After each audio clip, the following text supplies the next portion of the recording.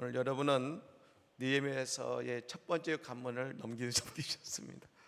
느헤미야서에 보면 많은 사람과 그리고 여러 가지 이름이 많이 나오는 곳이 있습니다만, 첫 번째 관문을 해서 원래는 32절까지입니다만 오늘 10절까지만 아침에 함께 읽었습니다. 어느 성도님께서 저에게 이런 카톡을 보내주셨습니다. 이야기가 참 의미가 있은 이야기였는데요. 만나는 사람마다 샬롬 이렇게 하시는 인사하시는 목사님이 계셨습니다. 믿는 사람이나 안 믿는 사람이나 그분 누구에게나 큰 소리로 샬롬 이렇게 인사하셨습니다. 평안하십시오 라는 인사 아니겠습니까? 근데 어느 날 이 한 사업가, 그 동네 사업가 한 분이 목사님을 찾아왔습니다. 같이 식사를 하는데 그 사업가가 이런 말을 하는 겁니다. 목사님, 자신이 사업도 잘 되고 명예도 얻고 또 그리고 쾌락도 즐기고 집안도 다 평안했다는 겁니다. 근데 어느 날 몸이 이상해서 병원에 갔더니 의사가 뭐라고 하느냐, 이제 얼마 못 살겠습니다 하겠다는 겁니다. 자리야 몇 개월입니다. 이 소식을 가족과 친구들에게 전했더니 안절부절한 것이지요. 그 사업가 자신도 나는 이제 죽을 놈이구나 생각하고 있는데, 교회 앞을 지나다가 우연히 목사님을 만났는데 목사님이 뭐라고 인사하느냐, 살롬. 자기는 나는 이제 죽을 놈이구나 하고 있는데 갑자기 목사님이 살롬 이러니까 다들 자기를 죽을 놈 하고 있는데 목사님은 살롬이라고 하거든요. 정신 번쩍 들었답니다. 나는 죽을 놈이 아니라 살 놈인가 보다. 그래서 그때부터 나도 교회 한번 나가보자. 교회 나가기 시작하고 그 목사님이 한 이 살놈이라는 한마디를 붙잡고 열심히 했더니 건강도 회복되어 가고 있습니다. 여러분, 이 아침에 우리에게 들려지는 말씀이 우리에게 살놈이라고 들려지는 우리의 시간 되기를 간절히 축복합니다. 오늘 말씀은 이제 느헤미야가 예루살렘의 성벽을 복구하고 중수하는 이야기를 다루고 있습니다. 여러분들, 저는 오늘 이 말씀은 이제 그 사람의 이름과 그 사람이 어디를 이렇게 어느 지역을 중수했느냐, 복구했는지를 이야기하고 있습니다. 그래서 사실 이 지명 그리고 나와 있는 그것이 우리는 잘 읽어도 이름도 힘든데 땅까지 나오니까 이게 무슨 이야기일까 이렇게 싶습니다만, 근데 저는 이 말씀을 쭉 읽으면서 믿음의 사람과 느헤미야에게는 한 가지 공통된 모습이 있다는 걸 생각이 들었습니다. 그것은 뭐냐, 믿음의 사람들은 사명 앞에서 주저하지 않는다는 것입니다. 우리가 오늘 이제 3장을 읽었습니다만 이 2장 바로 앞에서 우리가 어제 어떤 말씀을 보았습니까? 지금 느헤미야와 그리고 말입니다, 이 이스라엘 사람들의 건축을 방해하는 사람들의 이야기가 나왔습니다. 이 호른 사람 산발랏, 암몬 사람 도비야, 그리고 아라비아 사람 게셈의 방해를 보았습니다. 그래서 우리는 그것을 이제 어떻게 해결할까라고 그것을 마음에 두고 있는데, 느헤미야는 방해자의 그 말과 행동을 마음에 두지 않습니다. 그는 그것에 마음을 두는 것이 아니라 지금 내게 말씀하신 하나님의 사명을 먼저 그 일을 하여 하는 것에 모든 것을 집중하고 추진해 가더라는 것입니다. 이 아브라함의 신앙이 그랬던 것 같습니다. 하나님께서 어느 날 밤에 아브라함에게 나타나셔서 그에게 불현듯 말씀하셨습니다. 네가 사랑하는 독자 이삭을 바쳐라. 밤새 고민했습니다.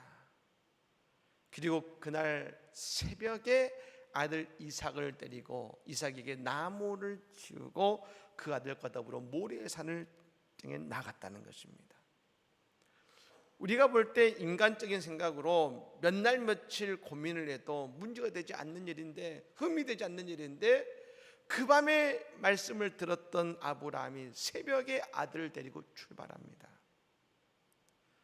아브라함에게는 늘 하나님의 말씀이 우선이었고 자신의 고민은 그 뒤에 있었습니다. 느헤미야도 그랬습니다. 그는 그가 해야 될 일을 분명히 알았고 무엇보다 그것에 모든 초점을 두었습니다. 그러자 그동안 하고자 했지만 못했던 일들, 저 다른 이스라엘 백성들도 와서 하고자 했지만 못했던 일들을 우선순위를 먼저 하나님의 일에 두자 그는 할 수 있게 되다라는 것입니다. 제가 월요일에 목사님들의 그 목회 이야기를 듣는 가운데 참 저희 교단에 또 참 너무 열정으로 목회하시는 목사님들이 많구나는 것을 또 많이 느끼게 되었습니다만, 어느 한 교회의 이야기입니다. 그 교회가 시골의 지역에서 처음에 시작하던 교회가 나중에는 100억대 교회를 지었습니다. 그런데 그 목사님이 이 제자 훈련과 더불어 이 성교회 열심히 하시는데, 교회 건축을 하게 할 때에 목사님이 뭐라고 선포하셨냐면, 나는 교회 건축 때문에 우리가 하던 선교를 멈추고 해야 될 선교를 못한다면 교회 건축을 하지 않으면 좋겠다. 그 선교를 못한다면 교회 건축이 중요한 게 아니다. 그것을 선포하셨다는 것이죠. 그리고 건축을 하게 됐습니다. 나중에 돌아봤더니 말입니다, 지금까지 건축한 이후에도 지금까지 했던 선교의 활동과 헌신 중에 말입니다, 그 역사 속에서 성전을 건축하는 동안에 가장 많은 교회를 건축하고 가장 많은 선교의 일을 했더라는 것입니다. 그 간증을 듣는데 정말 도전이 되었습니다. 당연한 이야기인데, 우리 여러분 이야기인데 그것이 정말 도전이 되었습니다. 그래, 여러분 우리 교회도 하나님이 보시기에 더 아름다운 선교를 내는 교회 되기를 간절히 축복합니다. 그 꿈을 가지시면 좋겠습니다. 여러분, 지금 내게 주신 주의 사명이 뭡니까? 고민하지 마시고 먼저 주님의 말씀에 순종해서 나아가실 때에 하나님의 회복과 부흥의 역사가 우리 가운데 일어나게 될 줄로 믿습니다. 총 예루살렘의 성벽을 이제 회복하는 일은 50일이 걸렸습니다. 이제 우리 6장에 보면 그 말씀이 나옵니다만, 이제 그 공사가 시작되어서 6장이 마치는데 오늘 1절의 말씀에 보니까 그 공사의 시작을 이렇게 이야기하고 있었습니다. 이야기하고 있는데요, 그것이 어디냐면 양문에 시작한다. 이 양문에서부터 시작해서 마지막 오늘 32절에 보면 어디서 끝나냐면 다시 한 바퀴를 삥 돌아서 양문에서 모든 공사가 끝나더라는 것이죠. 근데 이것이죠. 여러분의 성경에 기록된 이 복원을 위해 기록된 인물이 총 몇 명이냐면 75명이고 42개 구역에 10개의 문과 4개의 망대를 세우는 일을 시작한 것입니다. 다른 것보다도 우리 방금 말씀 1절에 보면 느헤미야는 그 첫 공사를 어디서 시작했느냐, 시작점이 있을 거 아니겠습니까? 시작점이 있는데 1절에 보면 양문이라는 곳에서 시작이 되겠습니다. 양문에서. 이 양문이 뭘까? 여러분, 이 양문은 예루살렘 성전과 연결되어 있는 문입니다.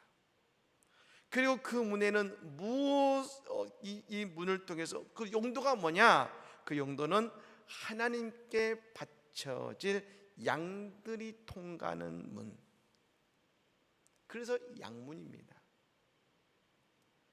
다시 말씀드리면 예루살렘 성전에 연결되어 있는데 하나님께 예배드릴 제물을 들여보내는 문이 바로 양문인 것이죠.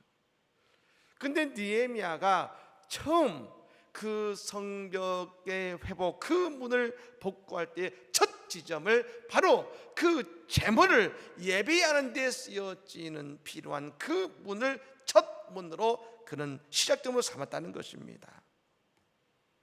뭘 의미하겠습니까? 양문의 건축은 예배의 회복을 말하는 것입니다. 양을 드릴 문이 없으니 온전한 제사가 되지 않았습니다. 그런데 이제 그 양문을 통해서 온전한 제물을 하나님께 드려지니 예배가 온전해지더라는 것입니다. 오늘 이것은 느헤미야가 중요한 한 가지 메시지를 우리에게 던지고 있는 것입니다. 인생의 회복의 시작은 어디서 시작되느냐? 많은 것들이 있지만 우리의 인생의 예배의 회복에서부터 우리의 인생의 회복은 시작된다는 것입니다. 우리가 그냥 교회 다니는 것이 중요한 것이 아니라 우리가 진정한 예배자로서 말입니다. 우리의 무너진 양문이 회복되어서 우리가 신실한 예배자로 서야 된다는 것입니다. 그렇기 때문에 이건 뭘 의미합니까? 하루의 시작이 무엇에서 시작됩니까? 예배에서 시작되어서 하루의 마침이 예배로 맞춰지는 인생, 그 예배의 회복, 그리고 예배로 시작해서 예배로 맞춰지는 여러분 하루가 되고 인생이 될 때에 그 인생에 하나님의 회복이 이루어지다는 것이죠. 제가 이번 주 새가족들이 오셔서 새가족 여러분 교육을 합니다. 이 처음 성경을 접하는 분들이죠. 성경을 찾기도 힘들어하시고 어떤 분은 몇 장 몇 절인데 이 절을 잘 못 찾는 분도 계셨습니다. 근데 그분들에게 제가 이렇게 알려드리면서 성경의 인물들을 알려드리고 성경에 대한 이제 전체 줄기를 이제 알려드리는 그 성경권을 시작했는데, 근데 아직 성경도 잘 못 찾는 분이 전도를 하셨어요. 그래서 저에게 하셨는데 그분도 본인처럼 교회를 다닌 지 얼마 안 된, 등록한 지 2주 됐는데 말씀을 듣고 예배할 때마다 그렇게 매주 우신다는 거예요. 그 영혼의 예배가 여러분 시작되자, 그 영혼의 예배가 회복되자 그 인생을 만드시고 영혼을 녹이시는 하나님의 은혜를 경험한 거 아니겠습니까? 여러분, 그러니 그 인생의 주님 앞에 회복의 은혜를 누리게 될 줄로 믿습니다. 우리의 인생도 마찬가지입니다. 오늘 내 인생에 어려움이 있고 내 인생에 고난이 찾아올 때 우리는 무엇을 돌아봐야 되느냐? 오늘 내 인생의 예배는 어떤 예배를 내가 드리고 있는가? 우리가 예배가 회복될 때에 우리의 인생의 모든 것이 회복되는 은혜를 누리게 될 줄로 믿으시기를 바랍니다. 그리고 여러분, 이제 오늘 본문을 보면 오늘 말씀에 가장 많이 쓰이는 한 단어가 있습니다. 한번 따라해 보실까요? 그 다음은, 이 한마디입니다. 그 다음은. 많은 구역이 나오고 이름이 나옵니다만 제일 많이 쓴 것은 누가 무엇을 중수하였고 그 다음은 이란 것이죠. 즉 성벽 공사를 한 사람이 한 것이 아니라 모두 다 구역을 나누어서 한 것입니다. 여러분, 이 3장 1절의 말씀에 보면 이 놀라운 역사를 어떻게 했는지를 우리에게 보여줍니다. 3장 1절의 말씀을 같이 한번 읽어보겠습니다. 읽겠습니다. 그때의 대제사장 엘리야십이 그의 형제 제사장들과 함께 일어나 양문을 건축하여 성별하고 문짝을 달고 또 성벽을 건축하여 한미야 망대에서부터 하나님 망대까지 성별하였고. 아멘. 이 말씀을 말합니다. 그의 형제 제사장들과 함께 일어났다 하겠습니다. 함께. 오늘 이 많은 사람들, 많은 구역을 이야기한 것은 뭘 의미합니까? 여기는 남자도 있고 여자도 있습니다. 어떤 사람은 귀족도 있고 제사장도 있고, 그리고 여러분 가장 낮은 계층의 사람도 있습니다. 모두 다 남녀노소가 모두 함께 성벽을 건축하는 일에 함께 했다는 것입니다. 이 말은 곧 뭡니까? 그들 각자가 이스라엘의 성벽이 된 것입니다. 그렇습니다. 하나님의 일은 혼자 하는 게 아닙니다. 우리가 함께 그 일을 해나가야 하는 것입니다. 성경은 교회의 본질을 뭐라고 말하고 있느냐? 그리스도의 몸이라겠습니다. 몸의 특징은 뭡니까? 한 몸 같은데 모든 지체들이 각각 다른 모습이라는 것이죠. 여러분, 우리 몸에서 단 하나도 같은 모습이 있는지 아십니까? 다 다릅니다. 여러분, 이 눈도요, 두 눈이 똑같지만 자세히 보면 다 짝짝입니다. 다 달라요. 그런데 그것들이 하나로 모여서 유기적으로 움직이며 한 지체가 되어서 한 몸을 이룹니다. 우리도 마찬가지입니다. 우리 모두는 그리스도 안에서 한 지체입니다. 각각의 은사의 모습도 다 다릅니다. 하지만 우리의 각 지체가 그 자리에서 그 역할을 해낼 때에 하나님은 그것이 한 몸이 되게 하셔서 하나님의 위대한 일을 해 나가신다는 것입니다. 여러분, 만약 이 공사에서 그 다음은 이라는 말이 없다면 이걸 결코 할 수 없는 공사입니다. 그냥 느헤미야가 내가 홀로 힘썼던 일에서는 결코 이 공사는 할 수 없는 것입니다. 목재가 있어도, 여러분, 부품이 있어도, 사람이 쓰러지는 것이 아니라 온 이스라엘 백성들이 하나가 되어서 이 일을 감당했을 때, 하나님의 부르심 앞에 함께 모여 그 일을 감당했을 때 하나님의 역사가 그 앞에 이루어지는 것입니다. 그런데 여러분, 여기서 우리가 이것을 봐야 됩니다. 세상의 관점은요, 함께라는 말의 관점은 그 일을 동참한 사람들만을 말합니다. 여러분, 성경에서 함께한 사람이라고 한 사람이란 것은 함께 그 일을 꼭 같이 한 사람만을 말하지 않습니다. 함께하지 않은 사람도 공동체로 인정하고 있다는 것이죠. 5절 말씀입니다. 5절 말씀 우리 같이 한번 읽어볼까요? 읽겠습니다. 그 다음은 드고아 사람들이 중수하였으나 그 귀족들은 그들의 주인들의 공사를 분담하지 아니하였으며. 아멘. 드고아 사람들은 그 공사에 참여했습니다. 하지만 귀족들은 무엇이 마음에 안 들었는지 함께하지 않았습니다. 여러분, 제가 묻겠습니다. 그 예루살렘의 성문과 성벽이 함께하지 않는 저 귀족들은 지켜주지 않는 것입니까? 아니죠. 모두 다 지켜줍니다. 어쩌면 그 성벽 건축에 반대하는 사람도 있을지 모릅니다. 하지만 그것까지도 느헤미야는 오늘 보여줍니다. 그것도 하나 품고서 그 일을 가더라는 것입니다. 물론 이 일을 위해 혼신을 위해 다한 사람들에게는 하늘의 상이 클 줄로 믿습니다. 그렇다고 함께하지 않았다고 그들을 탓하지 않습니다. 오늘 느헤미야는 그걸 적으면서 너희는 왜 하지 못해서 그들을 힐라는 말을 쓰지 않습니다.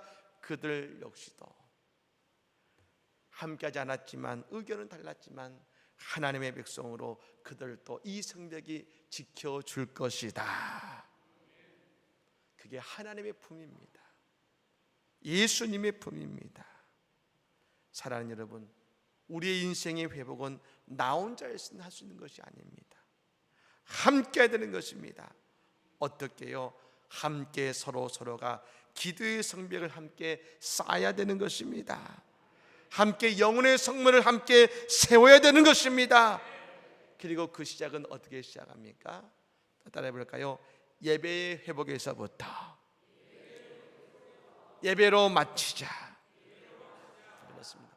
예배의 회복으로부터 예배로 마치게 될 때에 우리의 인생의 진정한 영혼의 육과 영의 회복의 역사는 일어나는 것입니다. 여러분, 오늘 우리가 인생의 회복을 바라며 이 새벽의 시간을 깨우며 예배하고 있습니다.